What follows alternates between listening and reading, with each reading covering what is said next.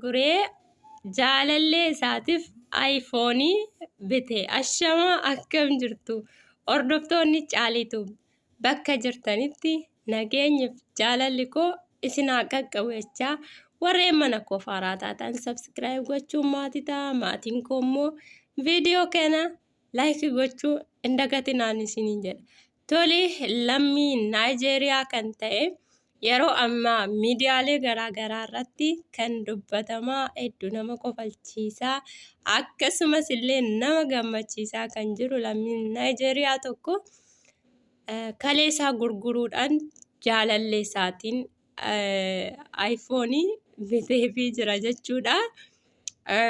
Ani beeku hedduu na kofalchiisa jechuudha gaafan barreeffamoota garaagaraa dubbisu akkasumas illee viidiyoo adda addaa gaafan ilaalu hedduu na kofalchiisa jechuudha. Tole jaalalli dhugaadha. Aarsaa hedduu nama kaffalchiisa. Hiyyummaan immoo badaadha. Hiyyummaan yookiin dhabiinsi wanti isheen nama hin goone hin jiru dachee kanarratti jechuudha.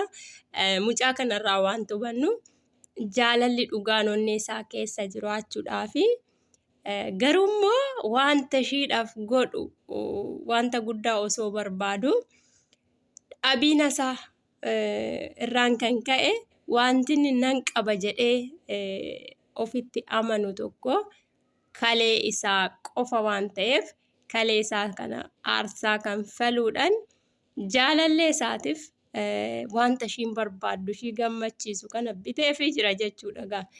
Jaalalli dhugaan akkasitti aarsaa guddaa nama kaffalchiisa.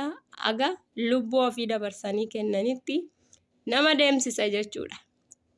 Tole kaamee hedduun namoota akka bashannanaa, akka qoosaa, akka garaagaraatti fudhatanii ittiin bashannanaa, ittiin bohaaraa, ittiin kolfaa jiru jechuudha. Nuti sillee akkasuma keessa jirra. Egaa asirratti garuu itti bashannanuu, itti kolfuu qofa osoo hin taane namoonni biyya keenyaa, dhiironni biyya keenyaa maalirraa barattu laata wanta kanarraa jedhee akka gaafitti lafa isinii kaa'ee darbuun barbaada. Yeroo hedduu dhiironni biyya keenyaa maallaqa shamarranii nyaatanii dubaroota irraa waan akkasii barbaadanii jedhamanii hamatamuu jechuudha malee aarsaa akkasii jaalala dhugaatiif kanfalan jedhamanii yeroo isaan waamaman tasuma dhagahamee hin beeku hin jiru jechuudha.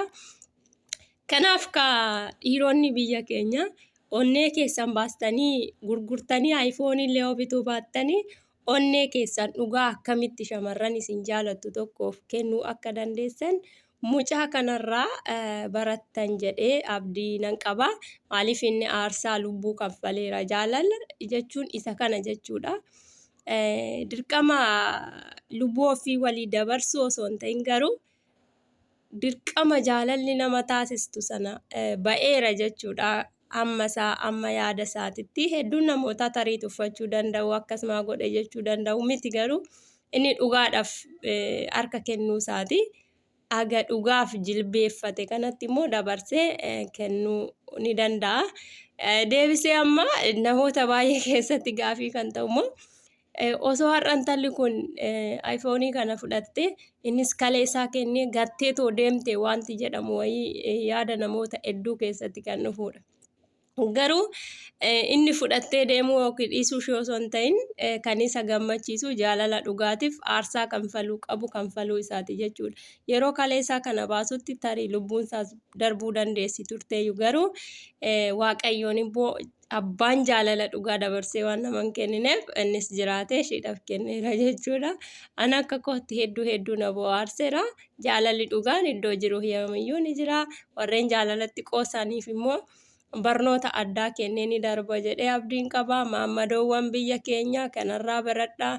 Onnee keessan baastanii kennuu baattanis jaalala dhugaatiif warreen isin jilbeeffataniin haala kanaatiin jaalala dhugaa kennuus fudhachuus bara. Yeroo maraa maallaqaa faayidaa qofan barbaadinaati. Jaalala kennuu fudhachuu bara barbaadan isiniin jedha. Toleka asumaan egaa tokkoon keessan jaalallee keessan yookiin abbaa manaa keessaniif viidiyoo kana sheer godhaatti agarsiisa. akka inni jaalala dhugaa isinii kennuuf akka isin irraa fudhatu barsiifadhaan isiniin jedha. Mammadoo keessan shamarran gaa akkasitti kunuunsaa qabadhaa. Dhiironnis akkasuma gaa jaalalleewwan keessan kunuunsaa qabadhaa. Onnee keessan kennaa fi fudhadhaa kennaan jedha. Hedduu na bashannansiisee na bohaarsee jira naani. Galatoomaa turtii gaarii isiniin jaaladha.